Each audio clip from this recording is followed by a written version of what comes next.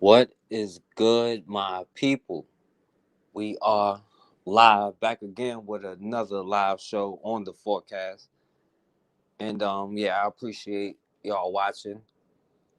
And I'm gonna get back to the next video this weekend. I know I took a week off. I've been trying to, work on another project, trying to get this book out or whatever. So, I've been kind of delayed on that, but I'm gonna get back to that. You know what I'm saying? So make sure y'all subscribe to the Forecast Radio 24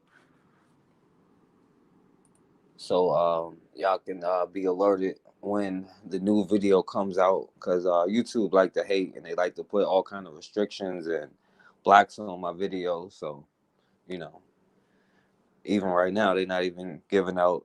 I never even got a notification for my own video. So,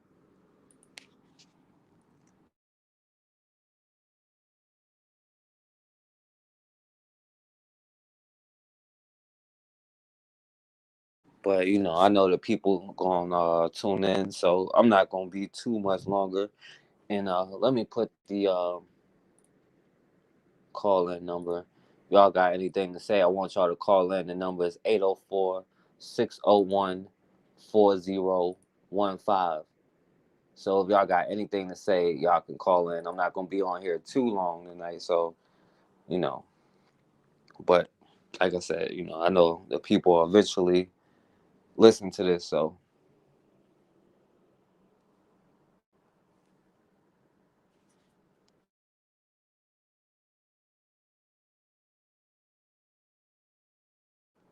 and today I titled this one "Consumerism" because that's one of the main things that's holding us back. We talk about, we think the white man's ice is colder and all of that stuff, but we got to start having conversations, real conversations about what is going on with us psychologically that's keeping us in the position that we're in.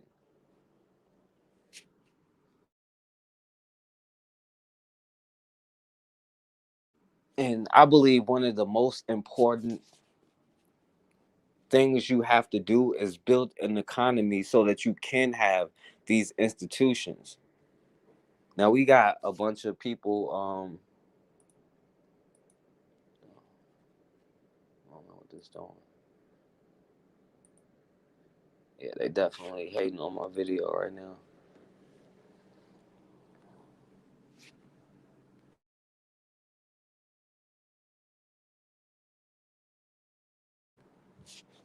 But we have a bunch of issues.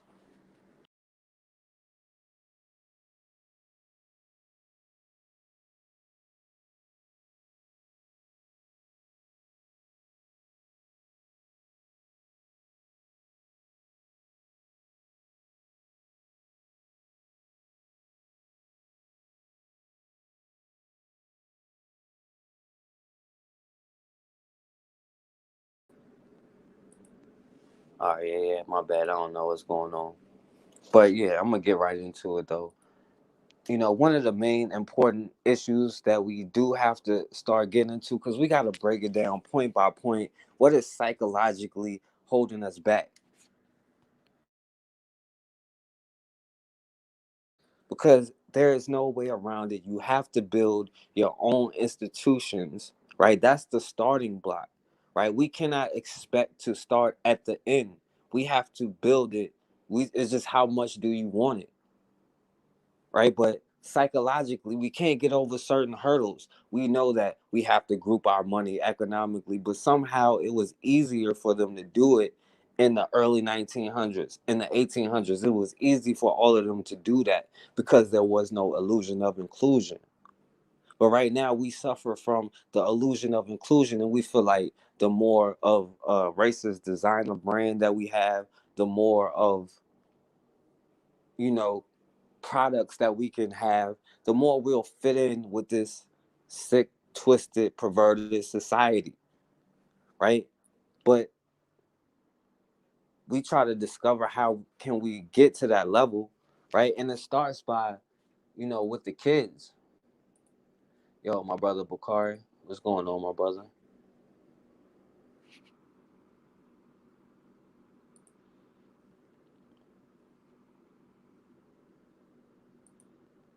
Yeah. Peace forecast. What's going on, my brother? Not much. Not much. Hey, did you get a notification? Yeah, it just came up. Oh, okay. Okay. Yeah. Well, you can introduce yourself real quick if you want. All right, hold on. Let me turn this TV down. Hold on a second. Uh,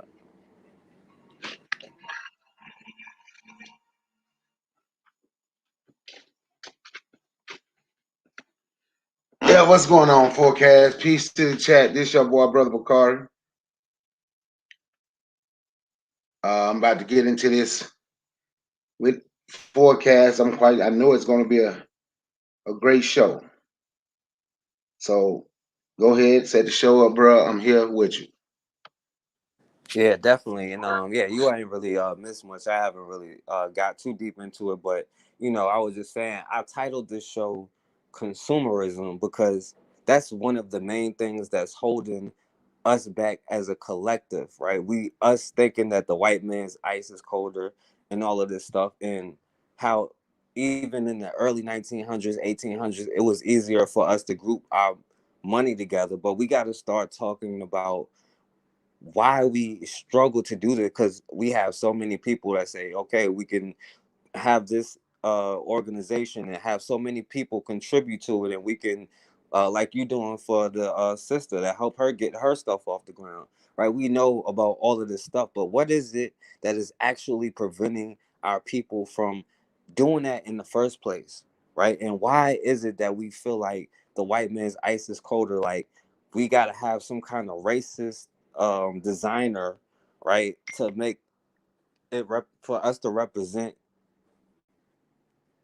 We got to have some kind of racist designer for us to feel like we're fitting into the society, like we're doing something, right? But we know that it starts with economics and building for our community, because you have nothing if you do not have institutions that are ran by you, that you control the programming to. Like earlier today, I was talking to this white boy on Facebook, and he was caping for the American education system, and I'm like, a education system specifically designed to teach you how to be a voluntary servant, right? That blatantly teaches you lies, and they teach you lies, but they will sit here and defend it and say, this helps you.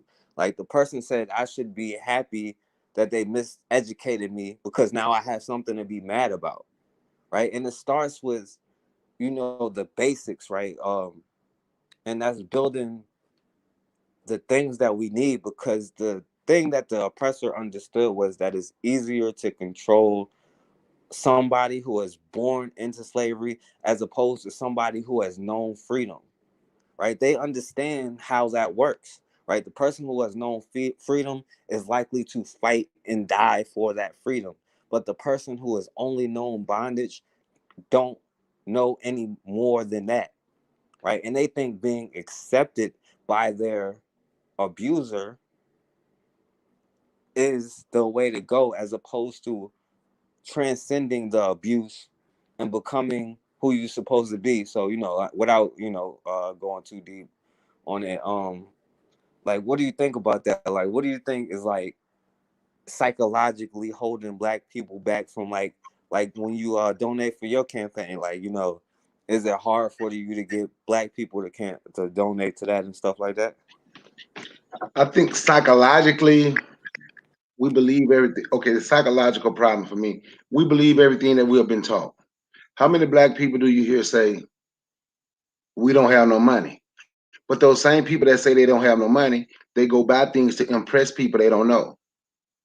But they will make sure they have on, and I'm not saying you shouldn't look nice, the most expensive shoes, the most expensive clothes, the most, if they can get them, the most expensive car, all of the jewelry. But when it comes to donating to something that's going to benefit us as a group, we have been taught we don't have money.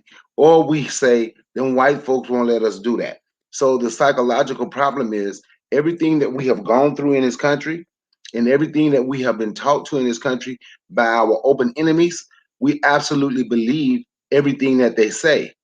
But when it comes to us doing the teaching, or if it come to us showing how, showing the black print, showing the blueprint. Uh, we have a problem with that. We can't see it working. We want someone else to do it for us. We follow the same thing we was talking about the other day on my show. How winning starts in the mind. We follow. Okay, let me give you an example. When they talk about voters' rights and all that, the TV show you Martin Luther King, right? So what we see is Martin Luther King, and that's all we see. And I want you to understand, I'm not going to say nothing negative about Dr. King, but that's why I always mention books. Dr. King was not by himself, right? So when you'll see, okay, and Dr. King first started, he had militias. So then I want you to read and you can study and you can find how the black farmers started in Mississippi, but how the black farmers down south, their role in voters' rights.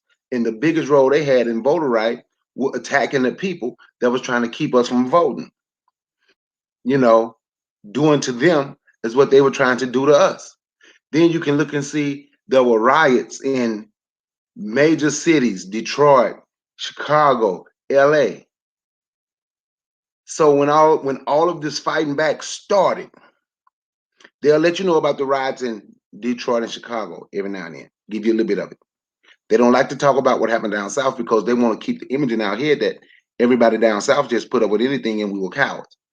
But so the only thing from down south they're going to show you is Dr. Martin Luther King.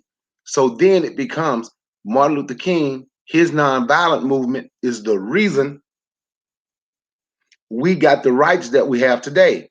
When, in all honesty, Dr. King knew he had a militia with him. Dr. King knew there were people with weapons that was fighting and protecting him. He didn't carry a weapon, but he never used it. Dr. King knew that they were working together. So the image that they give us that we hold on to is, because we talking about psychology, we talking about psychology, the image that we hold on to is Dr. King did it. Dr. King did it. Dr. King did it. Dr. King did it. And we have been saying that for many years now. So when somebody like me and you try to show them that it wasn't just Dr. King by himself. And what I mean by himself, it was some people also fighting and hurting them that made them change their mind. We can't fathom that as being the truth because psychologically they have given us the image of one way for us to take it. Y'all should take that ass whooping, pardon my French, and hopefully some good white people will have sympathy for you and tell the bad white people to stop beating you. And in the process of doing that, and we begging for integration, we have allowed other groups who are our open enemies as well, the Arabs, the East Indians, the Orientals, and now the Hispanics, they are able to move into our communities and with their businesses, bring their business in our community and take our money out because we give it to them because we have been taught one way. And all of it is psychological. Now, I hope I didn't go too far and I hope I didn't lose anybody. If I did, I'm sorry, but I hope you understand what I'm saying. If not, I'll rephrase it. But I yield the mic. Oh yeah, yeah. We definitely understand you. You know what I'm saying? Yeah, the people is where you at, and like you were saying, they use the image of Martin Luther King and a certain image of Martin Luther King now, like not the, we want our money Martin Luther King, not the Martin Luther King you was just talking about that had people with him, right? They're gonna give us this and only this, the I have a dream speech, right? That's called propaganda, and that's what they're going to do. Now, the thing that they won't tell you and they need not to tell you is because people like Stokely Carmichael, even people like Malcolm X, right? When they start saying, we ain't turning no cheeks. If somebody punch you, you punch them back harder. If somebody do something to you, you do it back to them harder, right? When they start talking the Black Power movement, that's when they start saying we're gonna listen to Martin Luther King, right? Even Malcolm X came and gave a speech where he said, I don't know if he was gonna actually do anything because around the time, but he even came to a certain place Martin Luther King was at and gave a speech like, yeah, you better listen to Martin Luther King. If not, you're gonna have to deal with us, right? It wasn't the Martin Luther King I have a dream because that's what they want you to do. They want you to assimilate into the society. They just had to get their poor white people, right? Because they hated you so much they wouldn't sell you a piece of pie. You know what I'm saying? So you literally fought your way to buy a piece of pie from somebody who not spit in a plastic cup if you was dying of thirst, right? Instead of keeping into your community when people recognize, hey, we don't have this in our community.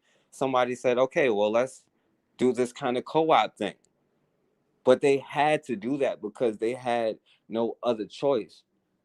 Now you see, of course they're gonna give you certain things, but even of Ida B. Wells, right? She broke down the whole economic thing to a T. They was pissed off because black people had pianos. These poor white people ain't have no piano in this house.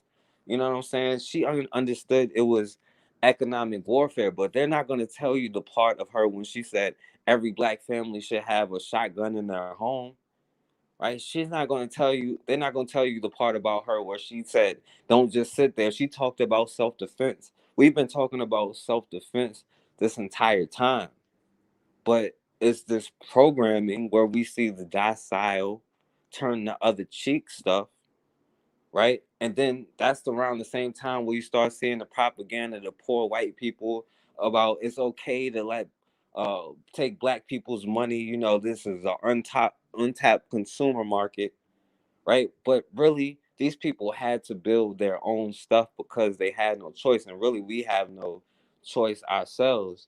And now, we see stuff like with the Olympics and stuff, and how people want to boycott the Olympics because what the sister is doing, right? We can literally represent ourselves. We're in a position where we can do what we want to do, but now we are starting to get scared because what if your job come up to you and say either you get this shot or you can't work here anymore, right? You can't go to the airport, you can't go to the club, you can't go to a restaurant, right?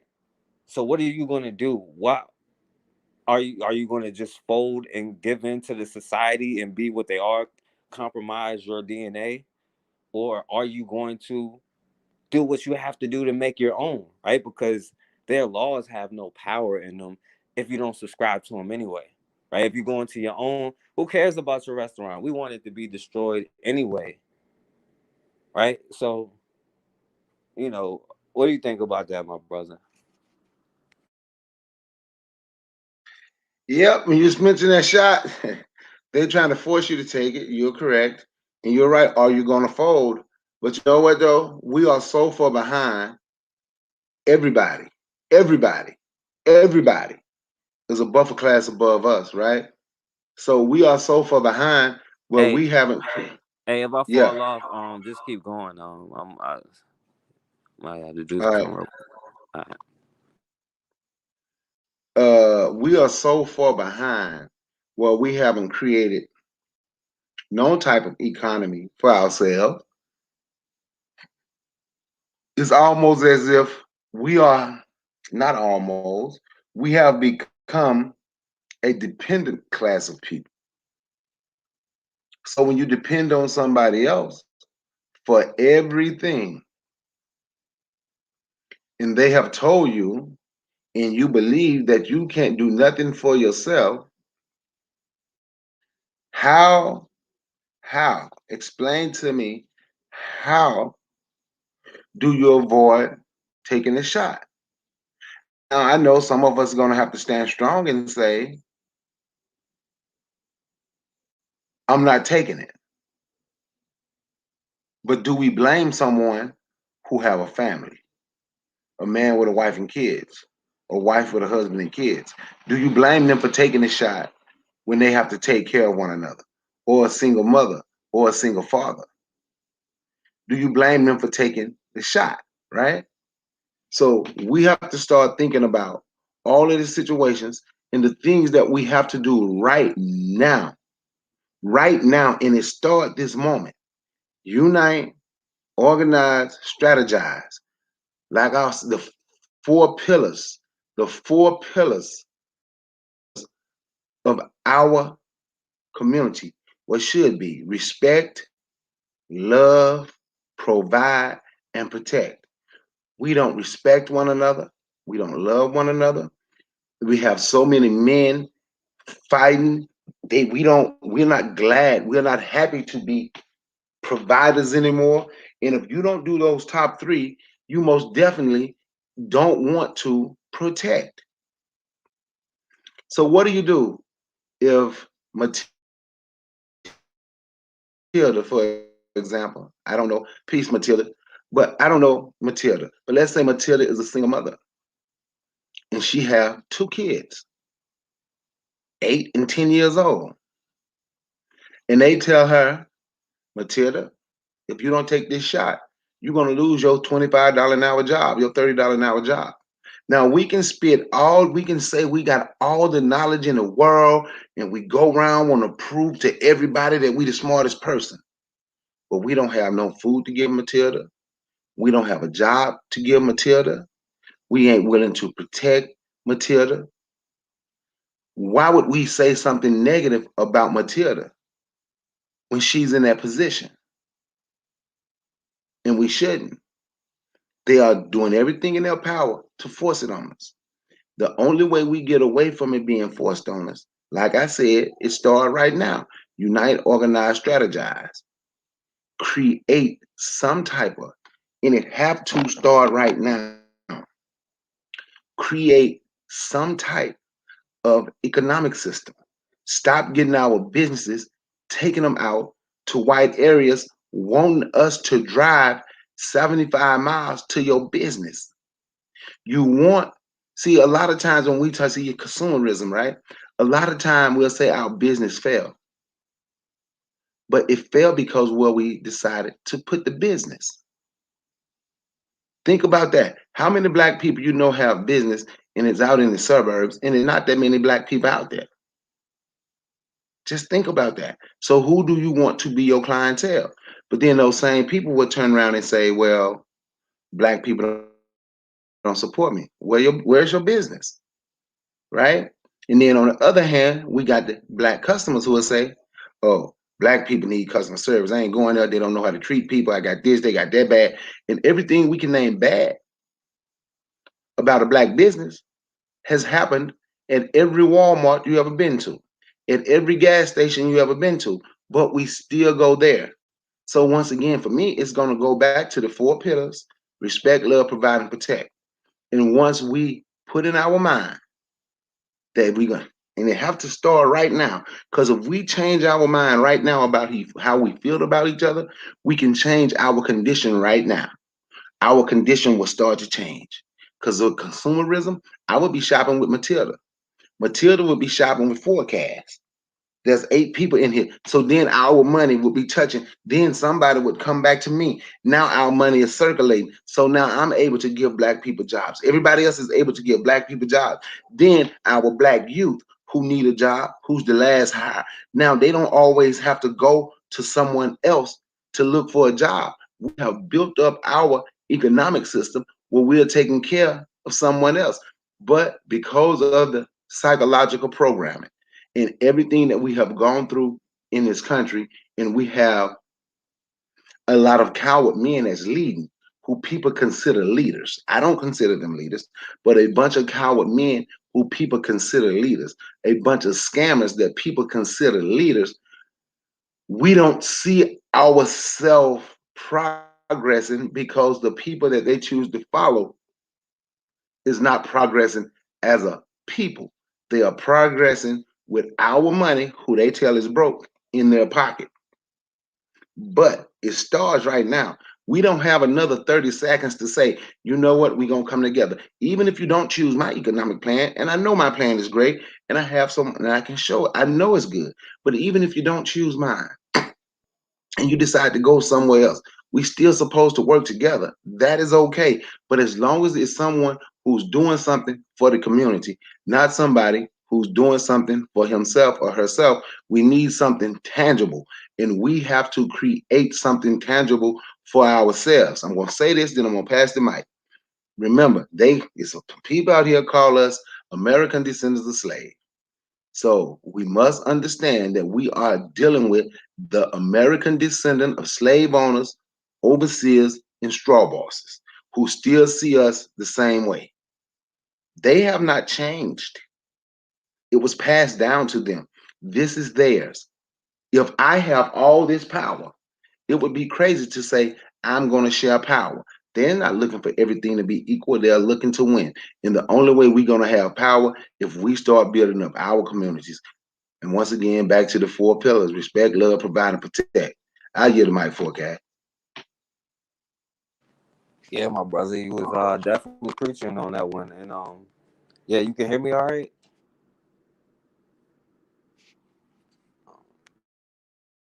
Yeah, I can hear you. My mic was muted. Yeah, I can hear you. Yeah, my bad. My phone acting up.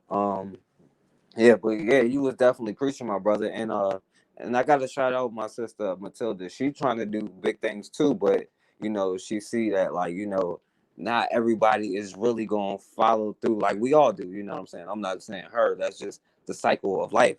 But at the end of the day, right, and when it comes to all of this stuff, and my homegirl really broke it down to me, like, not everybody is made to be a leader. So many people are looking for a leader, for something to follow, for someone to follow, when really the strength is within yourself. And you shouldn't follow anybody who is directing you outside of yourself for the strengths, because they are not a good leader for you. Because you have to understand that you are the power, right? It can't take one person, because one person can't make all the food. One person can't educate all the children. One person can't operate on all the people. It's a collective effort, but a lot of the people kind of need that, a lot of people do need a plan to follow and just want to get it. But that's the thing, when you have a plan, people will follow you. But the thing is, you have to be able to feed them. It's like you were saying, if they come to my sister or any of us and say, you got to get this shot or you're going to lose this high paying job, we can't say, oh, you shouldn't have did it, if you're not offering something where she doesn't have to worry about that, right? And that's where it starts with the basics. And we all could be doing better. I could be doing a lot more myself, and we all have these plans that we can get with, but it's hard to get a lot of people to network. But a lot of us are stuck on these tribal grounds, right? But at the end of the day, we all agree with European consumerism, where we are going to buy the nicest things, live in the nicest things, right? And I'm not saying you should or you shouldn't, but how much is your freedom actually worth, right? Are you going to put that money into investing in land to grow food on, or to build schools on, or whatever you feel like the focus should be, your focus should be?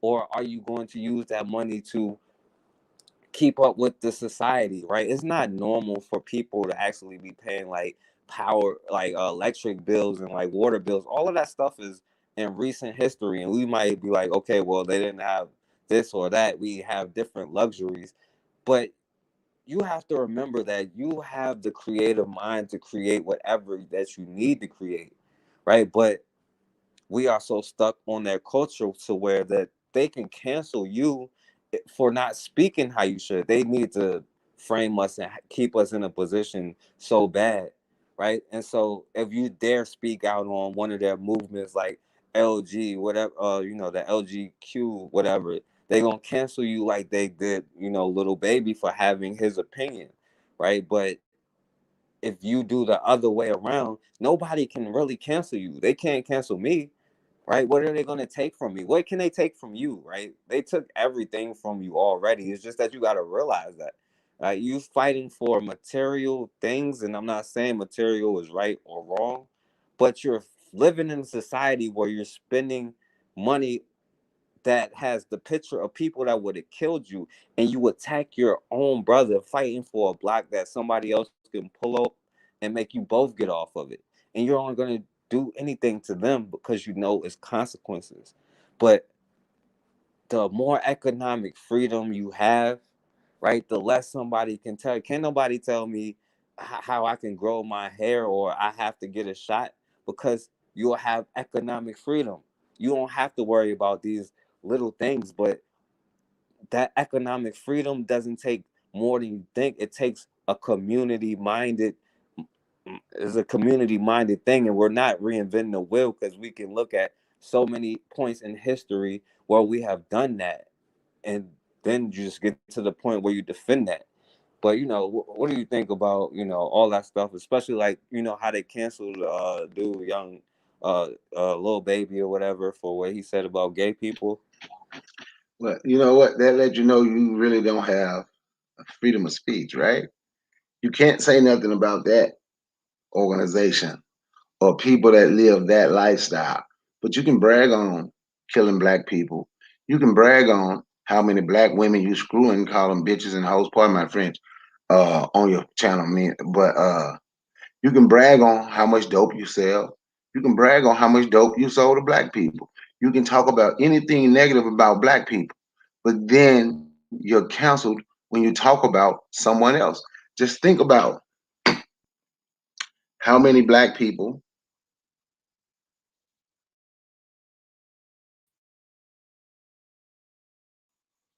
changed the way they speak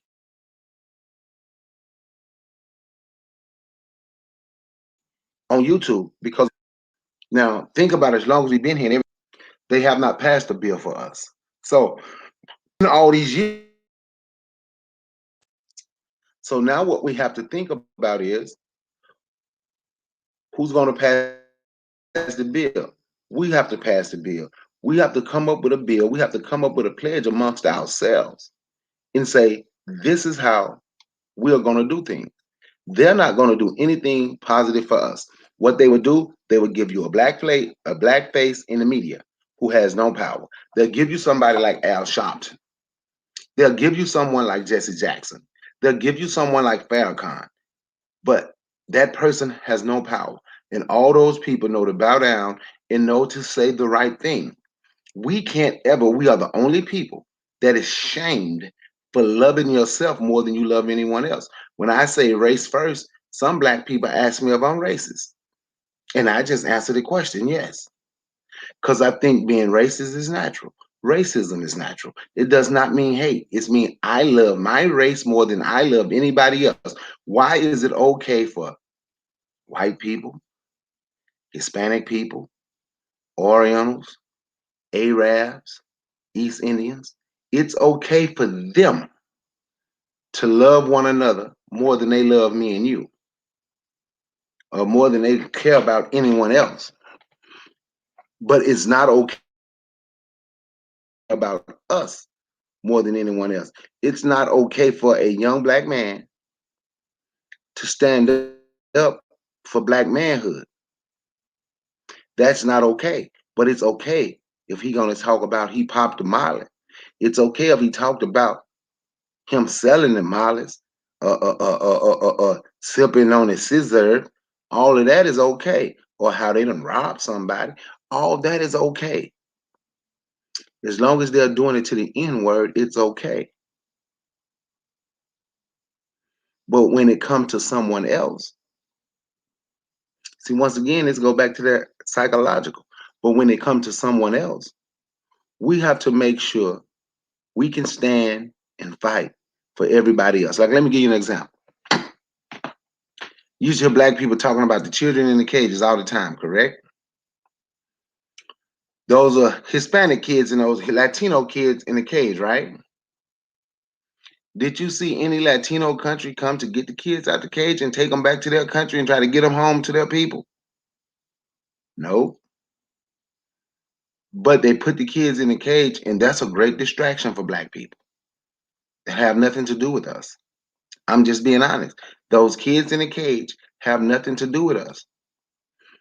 You hear how many black people have you heard talking about we support Palestine with the Palestinians and the Jews fighting, right?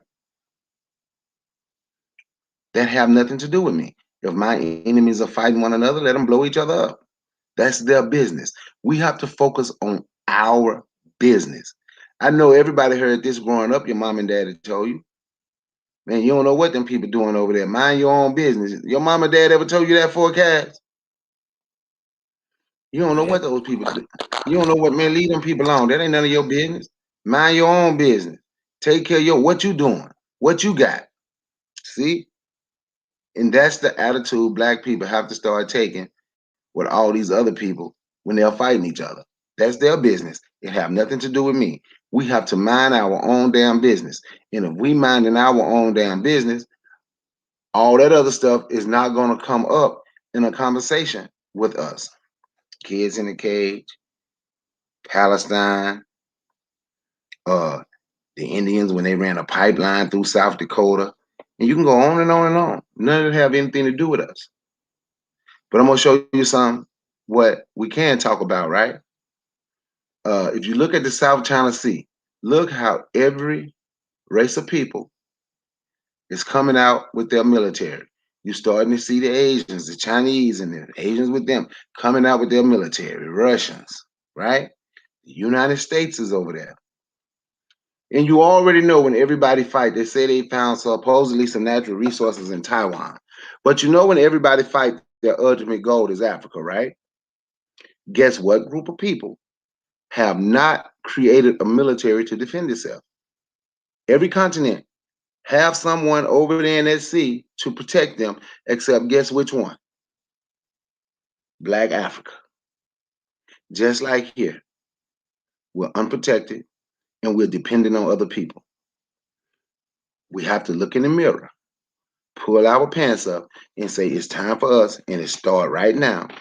It's time for us to accept responsibility and start doing the things that we're supposed to do. Yeah, we behind because they put us in a position to be behind. But in all this time, it's time to build something. We have to start right now. Like when I mentioned the other day, one of my friends and my sister, she wanted the first black, I know it's here in Georgia, owned ammunition company. I asked people who want to donate to that. Let's get that done right now so we don't have to go to these people who we know dislike us. You don't think these people telling us they're out of bullets and then turning around selling to their own people? They don't want us to have what they have. And I don't blame them. Because once she's become that ammunition dealer selling bullets, and she was explaining it to me, so then she can start selling weapons. There's 10 black African nations that make their own guns, what we can possibly use. We got African nations that make their own versions of the AK-47. We got you ever seen that movie Black Hawk Down? I can't even remember. The RPGs. We got African nations that make their own RPGs. We got African nations that make their own version of the AR-15.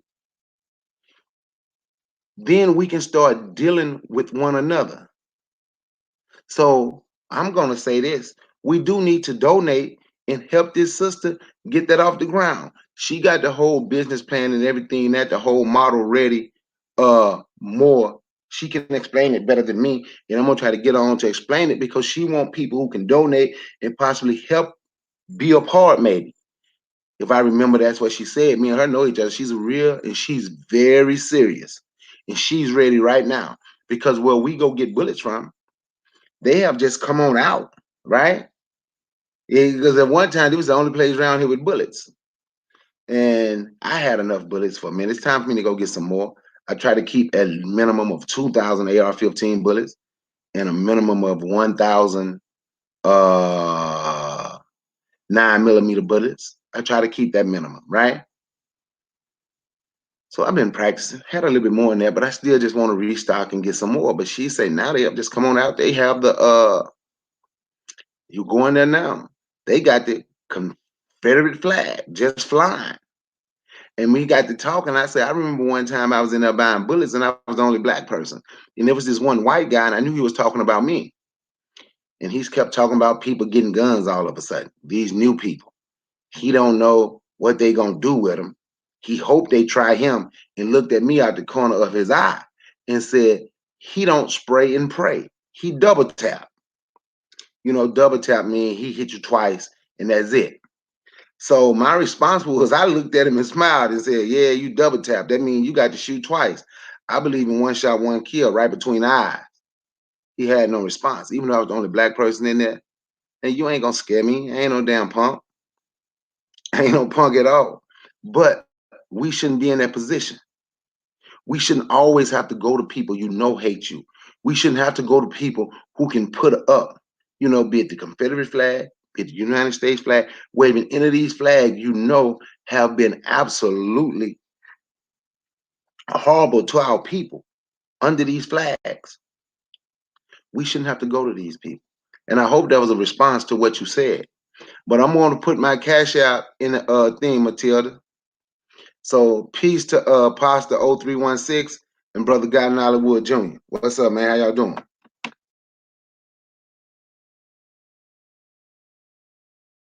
Yeah, you definitely said a lot of real stuff, you know what I'm saying? At the end of the day, if you don't have somewhere where you can get your own, they can shut you down anytime they feel like it. We feel like, you got the Second Amendment. That amendment ain't for you. So you definitely got to start having your own way to protect yourself. Because what they won't tell you, like my brother was saying, like it was you protecting yourself that made them change whatever they did change. That's the only way a bully will learn is if you punch them back in the face, right? But as long as you are paying and doing everything you can to be a part of somebody else's society, then at the end of the day, they know they have you under their control, right? We have a the other side of the superiority complex is an inferiority complex that has to be there for this system to exist, because the moment where you say enough is enough and I'm tired of doing whatever it is, then that's the moment that it stops, right? We don't understand that not too long ago we were in systems where we knew we had to depend on each other, where we knew we had to send our kids to our own schools, right? It's just we have to start waking up and understanding what real wealth is, and that's controlling land masses. Why is it everywhere you go, you look in the world, you see the nicest places, the most tropical places are so beautiful, but the people there are dark skinned and they are poor. And it's not by a coincidence, but that's usually where the most natural resources is, right? But we are so quick to give up our valuable, well, we have to start determining what is valuable, start making our own to be that more valuable. Because, you know, the thing about it, we don't, and I like to say that integration was more of a tool by white supremacy. That was to deflect from the Black Power movement that was happening. The unity when people start fighting back, where Black men and women were talking about arming themselves, and they really did it to the point where they had to change the law on top of that, right? And then they went in arguing, a Thurgood Marshall for integration. And what they were fighting for was equal economic opportunity, because these people were paying taxes, but they were not getting their fair share of what was the taxes they was being taken, right? And we're still in the same position, which is crazy. But you know, they won the case where they got equal funding, but it was Thurgood Marshall that said, the only way we could be equal with white people is to go to school with them and to have the same resources as them. But that kind of mindset means that you feel like a Black doctor isn't as good as a white doctor, right? As a Black dentist isn't as good as a white dentist. And I've had people I refer a Black dentist to that say, "Oh, I'm not going to a Black person," but they'll go to like an Arab dude who don't care about you, right? Who, you know may or may not be good, but we don't even realize, like, it's like what Chris Rock said, right? He was like, "I'm one of the top comedians in the world and I live next to a dentist," right? You have to be the best in your profession and whatever it is you do to live next to somebody with a stable career, right? And we got to wonder, um yeah, let me take this call.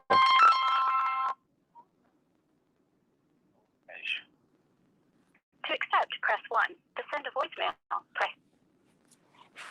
Yeah, what's going on, my brother? What's up, Focus? How are you? Pelez here.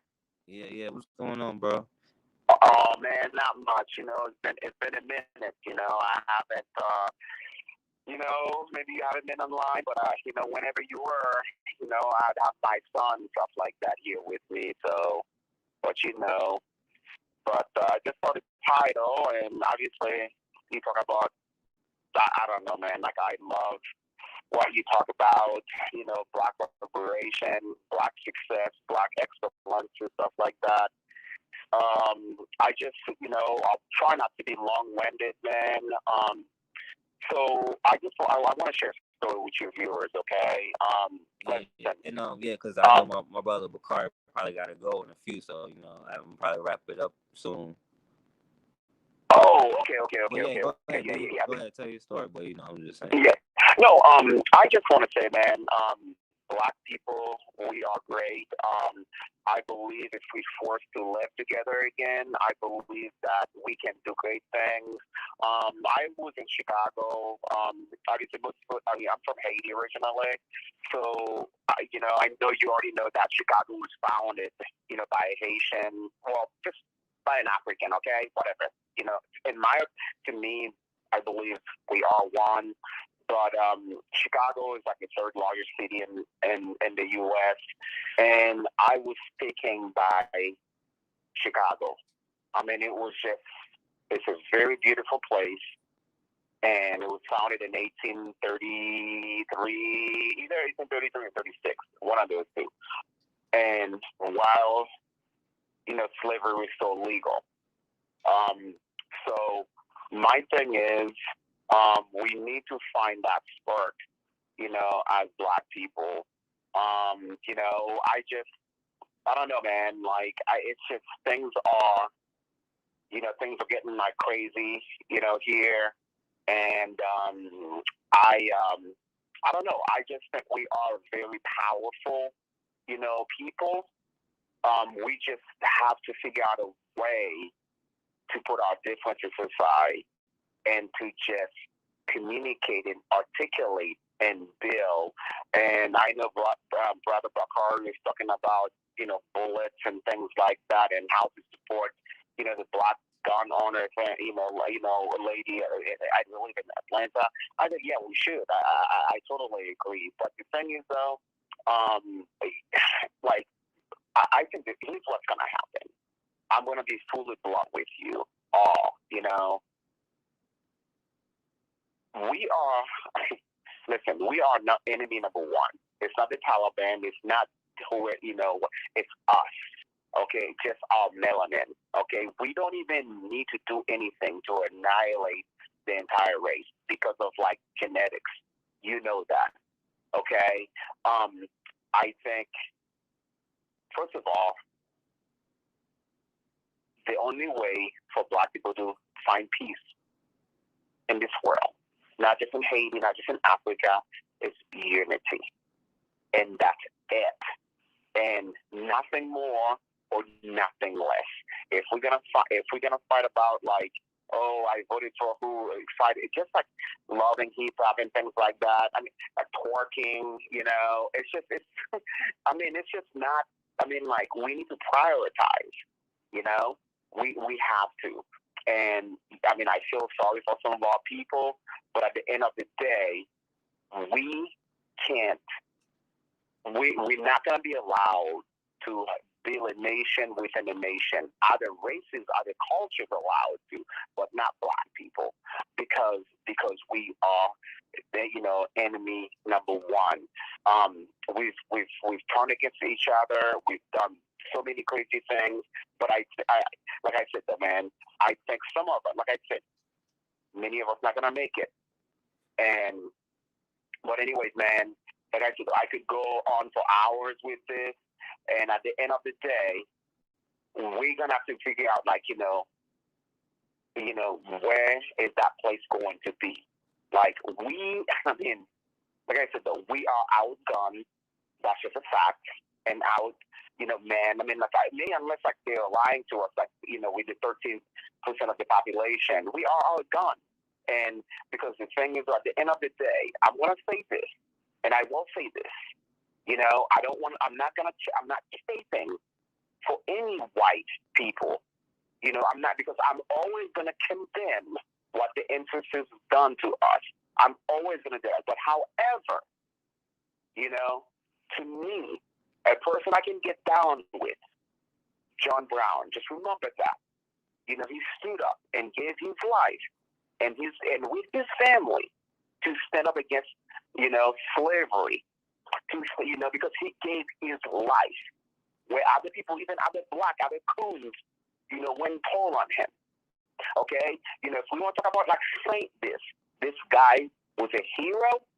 Okay, so I don't want people to like try to use my words against me and stuff like that. Okay, because at the end of the day, John Brown, you know, is an ally, was an ally to the black community.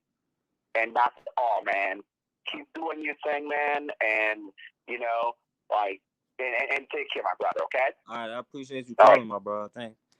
Uh, brother Bakari. Yeah. Whenever you gotta leave, just let me know. You know you good. Yeah, I'll let you But know. yeah, Yo, but peace, yeah, you can, huh? peace, Sister Raw. Peace, real life. He liked to come. She, whatever that is. But anyway, uh, the brother was right when he talked about unity. That's the only way we're gonna ever get peace. But when you're looking outside of yourself to find them as a hero, I don't think that would ever work. I understand what John Brown did, but I also understand more of the story about John Brown than what have been taught. And I can tell you an excellent person where you could get more of that from, even with the books, because I looked into it. Uh, Sound like the people who would say abolitionists were our allies, right? But when you say they are our allies, that means we are only following what they taught, right? So now watch this with the abolitionists. Most people don't know that most abolitionists owned slaves. The ones they couldn't use, they would let them go. They would let them go for the ones they could use. They had to stay and work, no pay. Matter of fact, I can tell you a movie that you can watch and you can literally see it. Have you ever seen the movie Halle Berry's Queen? If anybody ever watched that movie, Halle Berry's Queen, right? You'll see one episode where she's at the part of one episode because it was like a 4-part miniseries where she's at the abolitionist house and she literally had to ask, could she date this one black man? Is it okay for her to go certain places? Uh, Everything ain't always what it seems. They show us what they want. I'm not knocking, I won't knock John Brown effort, but I would never call John Brown a hero because there's more to that story that has been told. He was given money and he was given opportunity he was going to be in charge. And who do you think he was going to be in charge of? Can't nobody free me and say they don't like that type of slavery, but you still going to be in charge of me because that's why you're here. Hey, but you know, that's me. I'm not saying no one else shouldn't call John Brown a hero. And I'm telling you now, if you're starting to look for allies outside of yourself, something is wrong. Your first ally is you. Your first ally is you. Because if we ally with anyone and we don't have nothing, guess who's going to be at the bottom, right? So now watch this. He said we are outgunned and outmanned. So what does that mean? We should lay down? Is that what that means? The Vietnamese were outgunned and outmanned. You understand? Uh, the Gullah Wars, they were outgunned and outmanned. It ain't about going toe to toe with them. It's about fighting this war on every level. So we might be outgunned and outmanned, but when was the last time we decided to drive 10 miles, 10 miles past enemy business to go to a black owned business, right? This war is fought on many levels. When was the last time it was put in your head to say, we can do this and we can do that? See, once you start mentioning how many of them it is, and they got more of this than us, and they got more of that than us, you have already lost. What do we have? Right? What do we have? And one thing we do have, they say we have 1.6 million $1.6 trillion spending habit. So that is something we have. How about if we start keeping over half of that money within our community? How about if we start that money to create more businesses? How about if we start using that money to create better housing for some of our people or create housing for some of our homeless people? How about if we did all that? You understand? So now we're fighting a war without trying to go, since we say it's too many of them and they have too many guns and they have too many bullets because they have. I want you to listen to some of the things that we have and that we can use, right? So stop worrying about what they have. Let's start using some of our stuff. Your winning starts in your mind. And if you don't never see the things that you have, or if we don't ever see the things that we have, we'll never win. Like I'm gonna use sports, right?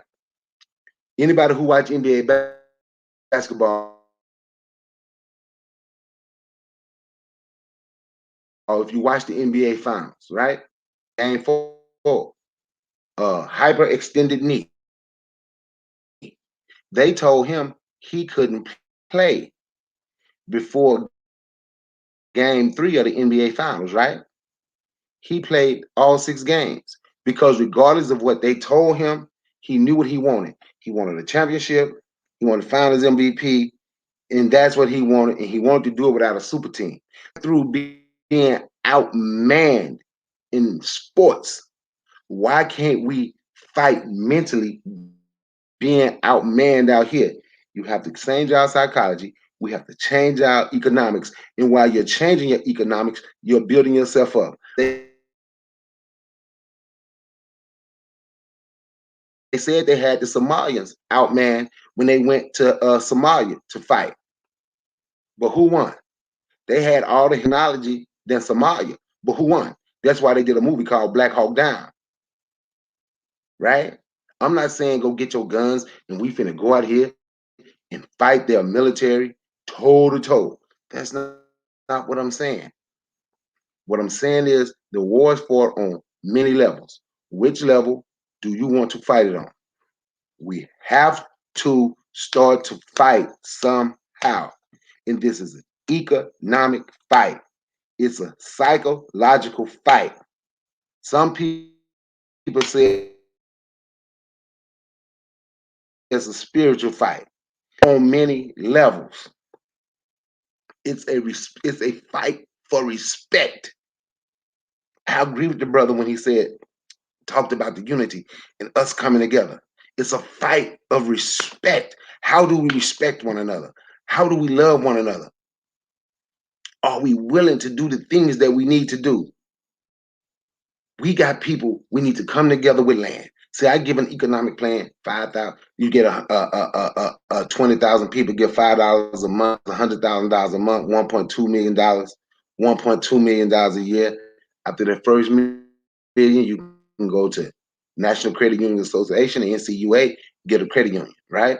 Or we leave that money in a black-owned business and we use that money to promote black businesses. We use that money to help create black businesses because there's things out here we can do that don't even cost money. Have y'all ever seen a window cleaner? You ever seen a window cleaner cleaning windows at these stores? Forecast.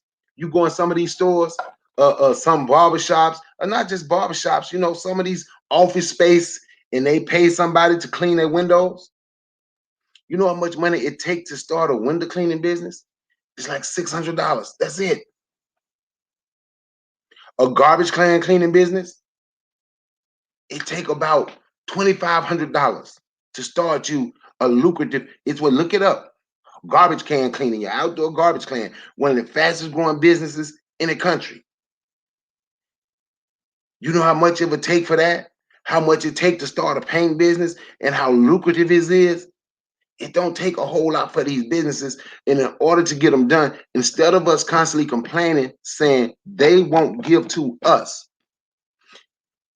we have to start saying, since they won't give to us, we're going to give to us. And we're going to give tangible things to us. I'm going to say this, then I'm going to pass the mic. Like, I was watching a channel today, and it was a guy, they were talking about coding, right? And the one guy, he was saying, well, because, I might have to say his name, how Kwame Brown been talking about coding, right? And the guy brought him on his channel to talk about coding because he said that's what he do, right? So in the process of that, Kwame Brown said black boys in this country is reading on a fourth grade level. High school kids. That's what he's saying, right? That's what the reports read. That's what he say, right? Black boys reading on a fourth grade level. One's going to school. But then he turn around and say, but coding should be in the schools and the government should be teaching our kids these things. Let me show you the problem I got with that. If you say reading is on the fourth grade level, these for high school kids, right? If reading is on the fourth grade level, and this government won't even teach our kids to read, why was he pushing back when he said our kids shouldn't be in their schools talking about coding? That's something that we need to create and have our people, and then don't just teach them coding, teach them how to do design, engineering, whatever with all that. Because I don't know that much about that. But when somebody tell you to depend on the same government he just said, don't teach your kids how to read, he think that same government is going to teach your kid how to do coding on a computer. That's our responsibility, not just on YouTube. I got to get the number. I got somebody who's going to come on my channel and talk about it because he actually have a program, him and some of his friends who do this for a living, where they are teaching black kids, black boys, how to do coding. Not in a school system. This is something they're doing on their own. And that's the only way it's going to be done and done properly for our people if we do it. That is one thing that we're going to have to figure out. That is one thing not figure out. That is one of the things we're going to have to realize. We are going to have to realize anything that we want done and we want it done right for us, we're going to have to do it. The government don't teach you to read. The government gave you that cheese that was bad. Remember people standing in line for that cheese? Coming to find out, oh, that cheese ain't no good for you. The government, the government, the government. I'm not saying if they have something that you can use, don't take it. But what I'm saying is we don't need to depend on that. It's time to look in the mirror. I'm going to say it again. We're going to have to look in the mirror. Look yourself in the eye as a man and say, you know what? This is what we're going to do. Our women going to have to look in the mirror, look at themselves in the eye and say, this is what I'm going to do as a woman. And I'm not going to fight with my man anymore. We're going to sit down together and we're going to have a plan. The man, I'm not going to fight with my woman no more. She ain't no black B. She ain't no black A. This is my woman. And we're going to sit down together and we're going to have a plan, not just for my kids, but for all of our kids. And when I talk and I say our kids, I'm talking about if you got any kids forecast, people in the chat, if they got any kids, they are not physically mine, but they are my kids. And that's how we have to see it. It won't get better. Any leadership, got this from Marcus Garvey, any leadership that teaches you to depend on another race is a leadership that will enslave you. Any leadership that teaches you to depend on another race is a leadership that will enslave you. I pass the mic. Yeah, definitely, my brother, and that's all facts. And first of all, let me say this: shout out to my brother Pelez. Just a good brother, always show support, and much love to my brother. And I'm not even gonna lie, like you'll never hear me shouting out John Brown, any of that kind of stuff. You know what I'm saying? Like, and like no disrespect to my brother because I'm not talking about him, but I'm saying like I don't care how Europeans or anybody feel if I do or if I don't.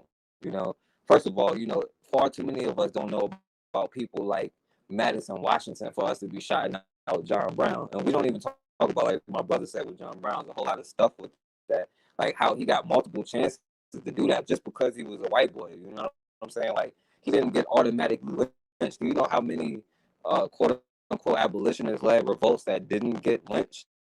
Right, but of a black men didn't even do that. You know what I'm saying? It was a period like in New York, they would have fires. They killed little kids. They killed a little girl because they thought she was setting fires, and fires was just naturally happening because they kind of dumb when it comes to engineering and stuff like that. But they would literally go around lynching little kids, right? And you won't hear me talk about people like John Brown, right? when people don't know about Madison Washington, who freed over 100 people, took them back to Africa and lived at the end of the day, went to court and everything, and still walked out of there a free man, went back into slavery twice to free his own wife, right? Escaped from slavery twice, right? So we can't talk about somebody else's culture, somebody else being brought in, or like they used to do with those two Jew dudes, those two Jewish boys that got killed in the civil rights era, like, I'm sure y'all heard about it, right? They're going to talk about those two Jewish people, right? And by the way, that's all you can name from this whole time, right? So it's far too many of us that have lost our lives, and I will talk about it forever for the people that stood up for us. We don't got time to talk about people like John Brown, and like my brother was saying, as far as we're not all going to make it. See, we're already looking at it through the wrong lens, and this is where we have to start as a people where that quote unquote, or what my brother said, the winning mindset comes from, right? It's not about we're not all going to make it. It's about if you build it, they will come, right? When you build it, they will come.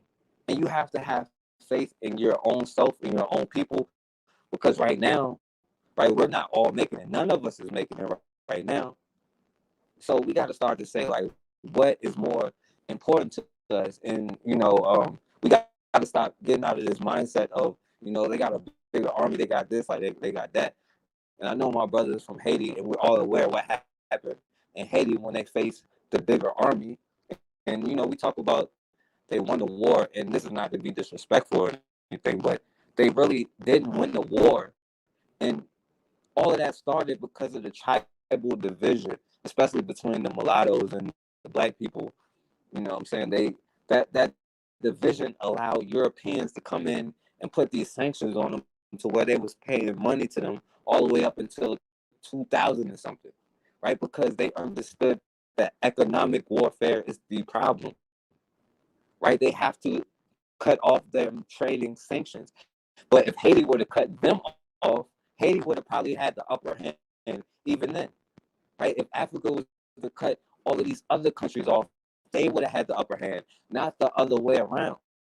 But we have this mentality of it's the other way around. We got to fit into a European society, which is a bastardized, plagiarized, washed down version of what you tried to do throughout your society, throughout your history, throughout your culture, what you have built.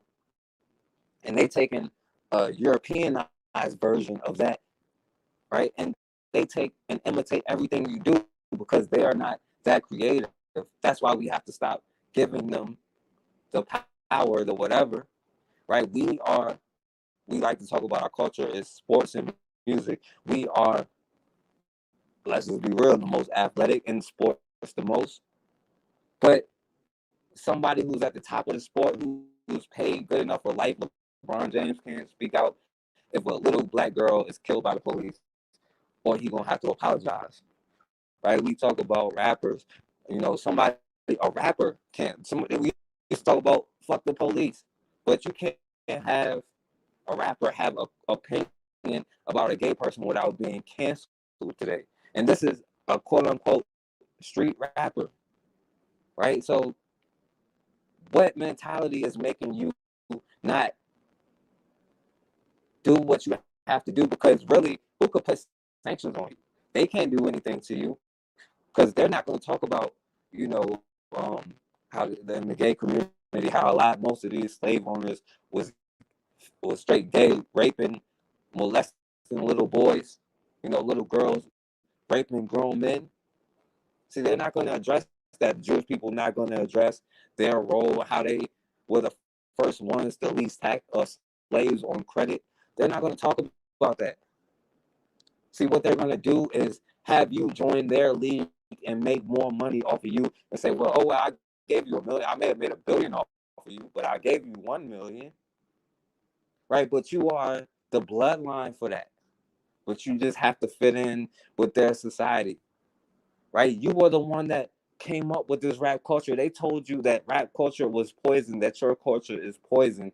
And now they're making billions and billions of dollars. And now they're putting out real poison where you don't even understand the words, but it's a worldwide sensation, a worldwide trend, right? You hold the key. You were the only one to pull yourself up by your own bootstraps, and never forget that, right? The Jewish people, they got their reparations, right? Every group got some kind of payout. The white middle class was built off of handouts, but they'll be the first to tell you don't take handouts or you're get taking giveaways. You know what I'm saying? But that's the mindset that the society is breeding within us, right? We are starting to adopt that individualistic, right? Every man for himself, because it's scarcity mindset that they come from. Europeans come from that mindset because it was cold and dark and nothing was growing around them. They came to America and could not, for the life of them, start a colony because they kept dying off. They kept eating each other, right? It's food everywhere and they're eating each other. But you let this group of people control your culture, right? They'll cut you from your football team, and if you get hurt, right, they'll fire you from your job, making $12 an hour if you get hurt, and find every way to not pay you. But you don't think that effort is worth putting in for yourself? Imagine if we would have put half the effort in that we fought for just integration alone, right? Half the effort that we put just for slavery alone, just for whatever alone, and put that effort into building your own community and sustaining it and protecting it. What would you be? But yeah, if anybody want to call in, y'all can call in. My brother Bakari, you can go ahead. I ain't gonna stay on. I know you gotta go. So Yeah, man. That's what I finna say. You know, I got to get up at like 3 in the morning, hit the highway, take my son to college. My youngest son leaving, man. I got to go drop him off, so we got to be there early in the morning. yeah, I'm, man, I'm getting up at congratulations again, so bro. yeah. Thank you, man. So I'm gonna listen to this till I fall asleep, man. Thank you for letting me on. I thank the chat for listening. My channel is Brother Bakari. If you hadn't heard of me, you heard of me now. If I said something that you like, go to my channel, smash the subscribe button, smash that notification bell. I'm gonna be bringing more stuff about unity. I put my Cash App in the chat. If anybody wanted to donate to the business plan that I was talking about, donate to that would be part of it because we would be helping her just get her thing off the ground. She's very serious. She got just about the paperwork and everything in order. But we gonna need some help so we can start making bullets for ourselves. Look, man, signing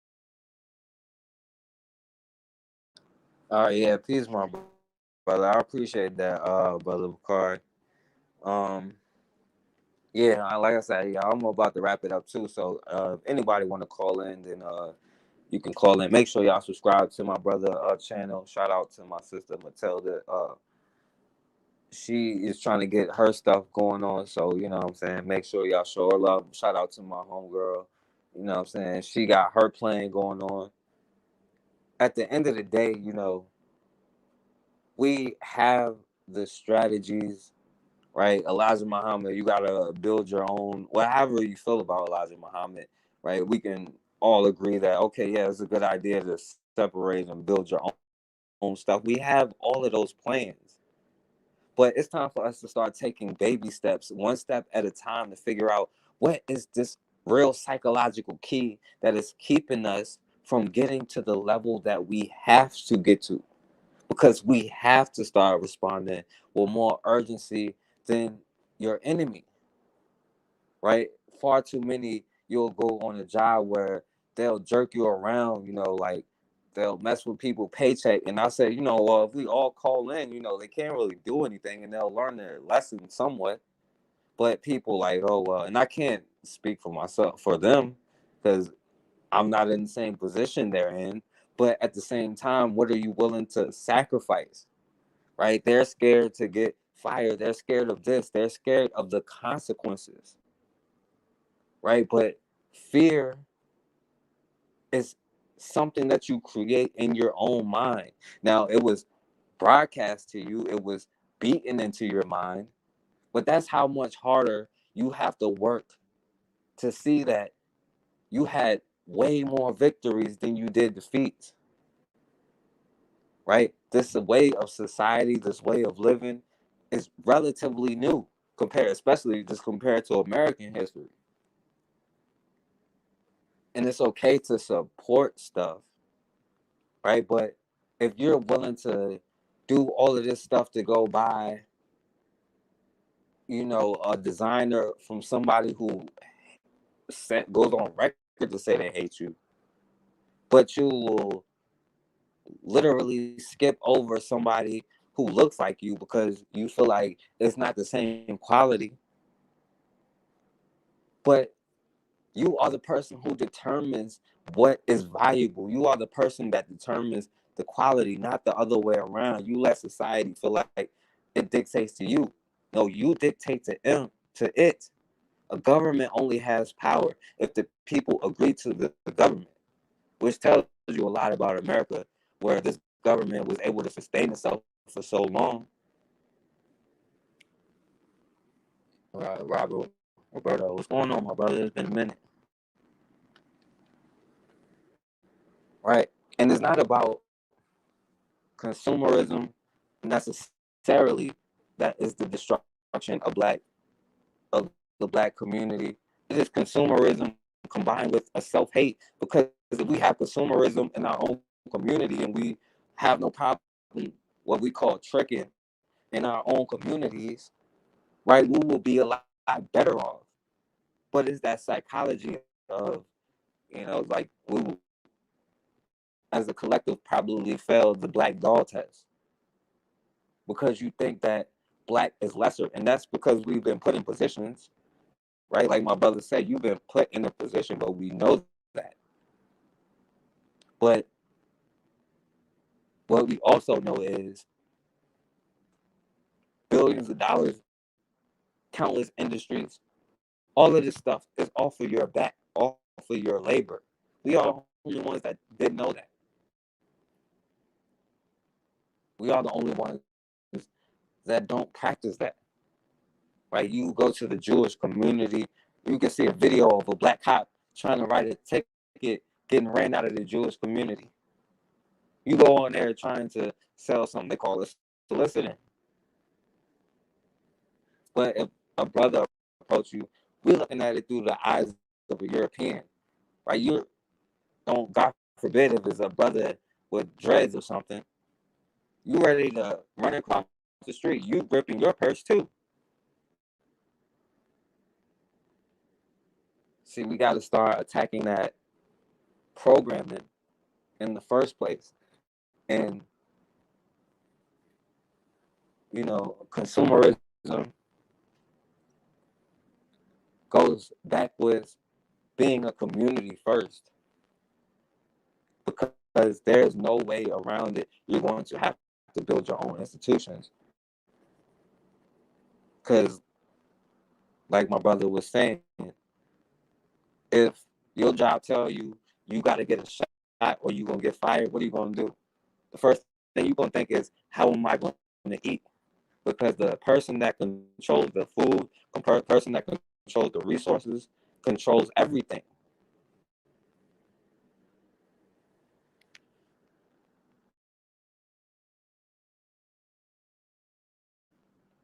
And if we don't have a way to feed the people, how could you possibly get them to follow you?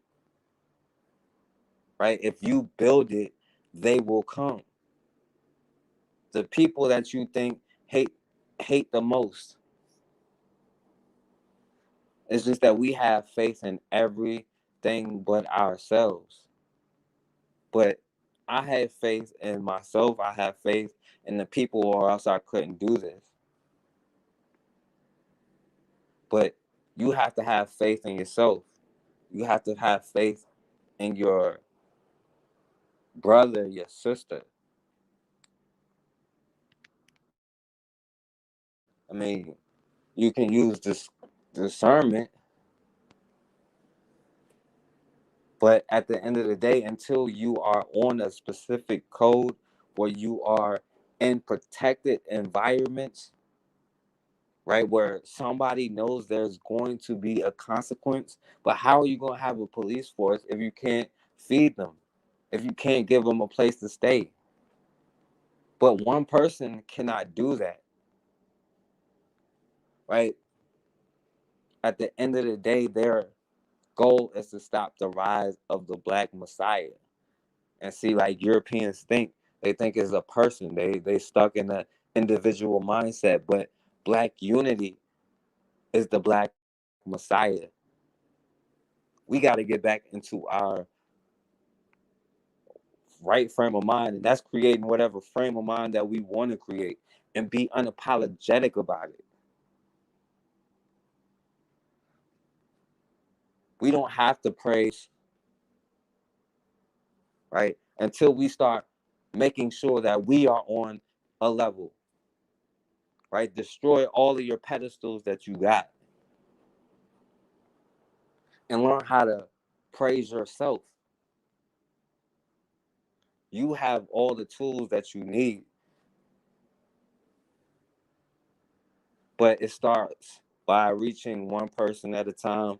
It starts $1 at a time. And like I said, we all could be doing better. I could be doing better.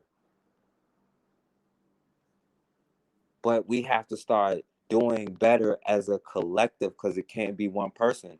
I'm not a doctor, right? I'm not, a chemist. I'm not a scientist. But we need all of that stuff to do what we got to do, right? Your job does not hold anything, right? You got to pay for a short-term disability, and then they're going to end it as soon as they can. You got to pay for a long-term disability, and you're only going to get a fraction, because insurance, most of the time, it's like and I don't want to say it like this, but especially in this kind of society, is one of the biggest scams you can have, because they're going to look for every way not to pay you, because it's all about capital. It's all about the bottom line, right? When Columbus got to America, not America, well, when Columbus got to the quote unquote New World, he saw all of that gold, all of those resources.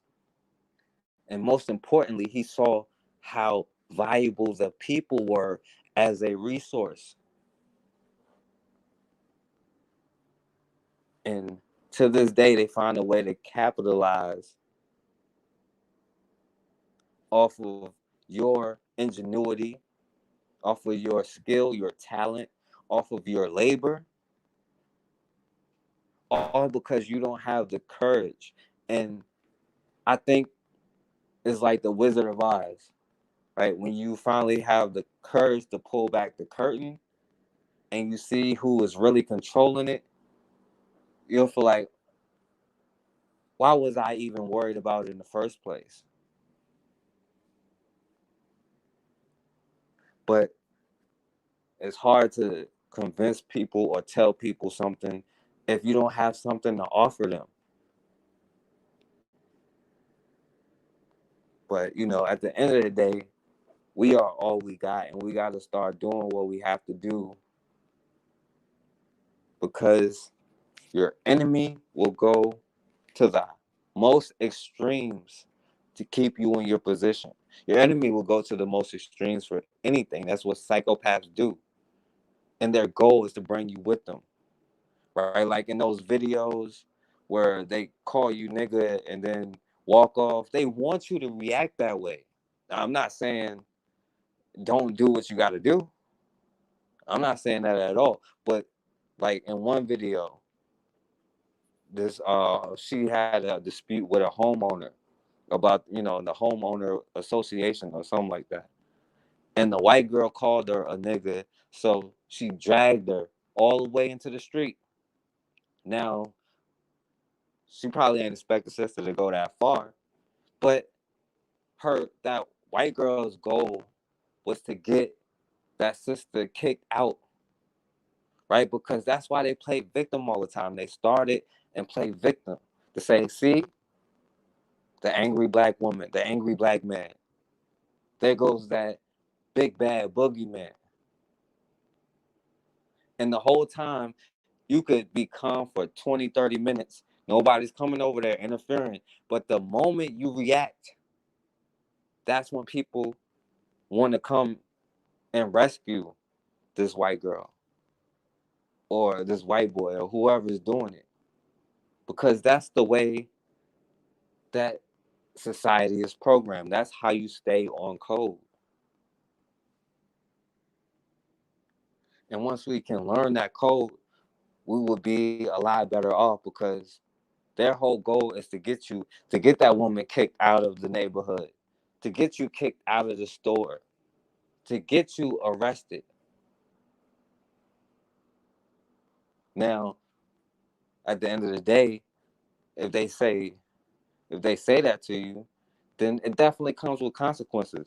It is what it is. But understand that's their whole goal. And one of the key bases of it is an economic warfare to break up the home economically. One of the highest causes of divorce is economics. You put one group over the other, it's going to cause division. It's going to cause a rift. You starve the people out for jobs, they're going to fight over it,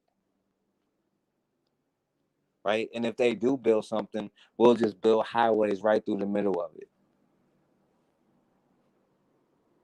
It's an economic warfare, right? Ida B. Wells broke down the lynch law in 1890s. They didn't care about white women like that. Look how they was treating them. They knew white women was liars. They knew that they were lying. But it was those black communities that had wealth that recycled their dollars within each other. They was like, how that nigga got a piano and I don't have anything.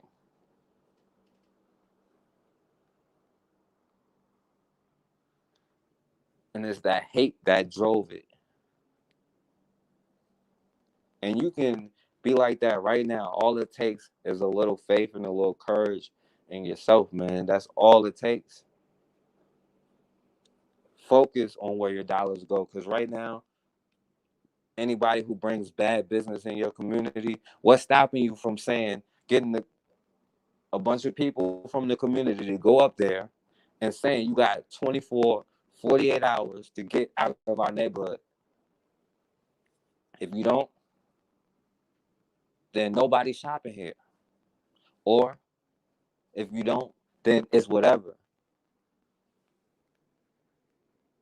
There's nothing stopping us from doing stuff like that right now and then taking over that place.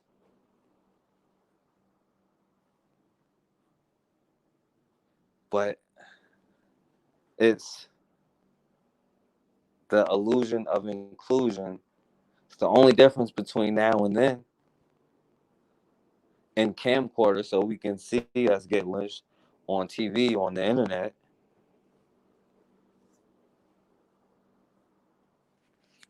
But when you have something to protect yourself, then you'll be at a different state, man. But yeah, I appreciate all y'all for listening. My brother Pelez for calling on. I appreciate my brother Bakari for coming on. Uh, my sister Raw, Roberto, Matilda. I appreciate my brother Pasta, my brother Guy. I appreciate all y'all for listening, man. But at the end of the day, man, it starts with the economics, man. We can be consumers as long as we got it focused in the right direction. We can be angry as long as we got it focused in the right direction. We can be whatever human emotions it is. It's just controlling it and putting it in the right direction, right? And it starts with us first mentally, and then we pass it down to our children. We teach our children the truth because we're sending them to a school system that is literally passing laws not to teach children the truth in school. And this is the society we want to be a part of. Well, I don't want to be in the same society as anybody who think it was okay for Trayvon Martin to get killed and think that that dude, Hispanic dude, should get away with it. We don't need to be in the same society if you think Philando Castile deserved it when he should get away. We don't need to be in the same society. And what are you willing to do to get out of that society is the real question. But yeah, I appreciate all of y'all, man. And I'm gonna be back soon. Make sure y'all subscribe to the other channel, the Forecast Radio 24. The next video will be up. I'm gonna get to work on that. And as always, man, we have got to start standing for something, or we're gonna keep falling for anything.